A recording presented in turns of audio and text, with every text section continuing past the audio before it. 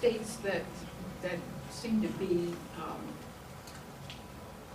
not that influential wind up with all these early primaries, and everybody's always so interested. What are they doing in Iowa? What are they doing in New Hampshire? So, and South Carolina and Nevada get those. And actually, Iowa and New Hampshire generally vote pretty close to the national average. But I see your point in that the states that are most important in the Electoral College are not necessarily the states that get the most attention during the primary. I mean, Ohio has never been a early important primary state, although it does get attention sometimes when the races go long.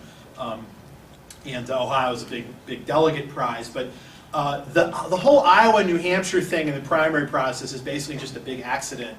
The caucuses and primaries didn't become all that important until the early 1970s, and Jimmy Carter, in part, sort of put Iowa on the map because Iowa just happened to be first, and Carter basically just moved to Iowa during the '76 primary season. No one knew who he was, but he cultivated the state like crazy, and then he won Iowa, and that helped catapult him to the nomination. And so a lot of people tried to replicate Carter, and also Iowa decided that it wanted this franchise to be right at the start of the calendar, so they have vigorously protected it.